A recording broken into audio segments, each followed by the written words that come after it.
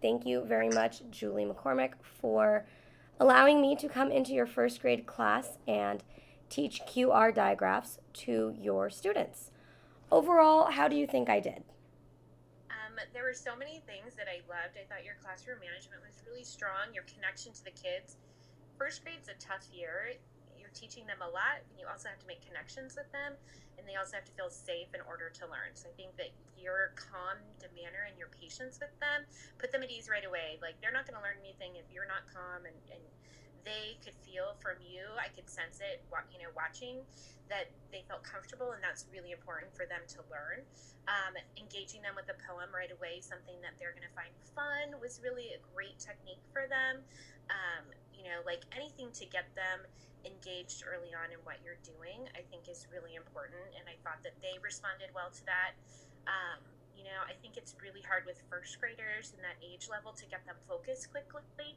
And so, other techniques are like using a symbol, or you could have used QU and said, this is going to be our quiet sign for today, so that they get that. And I loved that the poem was a great way to start. And then reviewing the words, I loved the cutting and gluing, because now they're moving another part of their body and they're engaged with it. Overall, I thought it was just a really great lesson. I thought you were really engaged with the kids, and I thought that moving around and helping them the way you were, I thought was a really good management, especially with that age of kids. You have to be moving around. You can't, you know, they'll be up and moving if you don't catch them early. Well, thank you. Were there any techniques that you think I could have improved on? I think that the microphone is huge. Using the Elmo is huge, especially with that age group. I think what I would have done, I would have probably reminded them how to make a cue.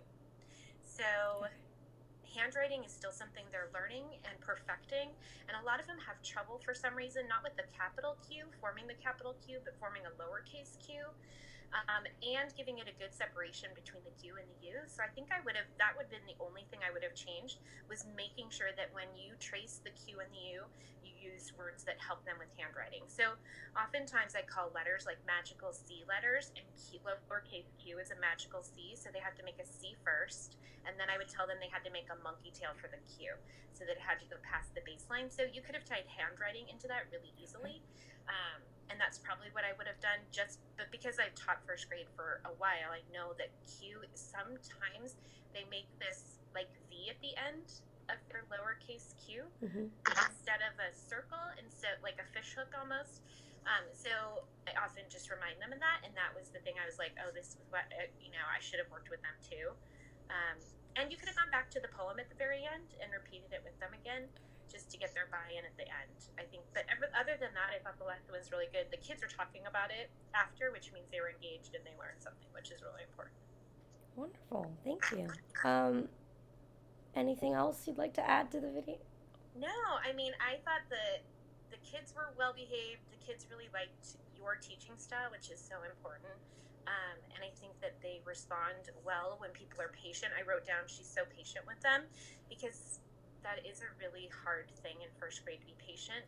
Um, and also, like, I could tell, you could tell which kids were kind of struggling, and going over and pointing and making sure they knew where they were and where they needed to be, and using words to help them, because, a lot of them are still emerging readers, and so QU is really tough for them, because they hear KW instead of a QU. And so differentiating that for them and just giving them the extra practice, especially, I mean, because you have kids in first grade who can read chapter books, and you have kids who can barely read decodable books. So, like, you could go through a book, then pick a book about a quacking duck or something, and then pointing to those words and reviewing it with your lower group would be something else you could try, just to kind of reinforce that sound, that digraph with them, because it is a tough one for the emerging readers. It's tough. Wonderful. All right. Well, thank you very much. I appreciate you taking time out of your day to Anytime. help me out. Anytime. Well, you Thank did a you great so job. much. I was really proud of you. Thank you so much.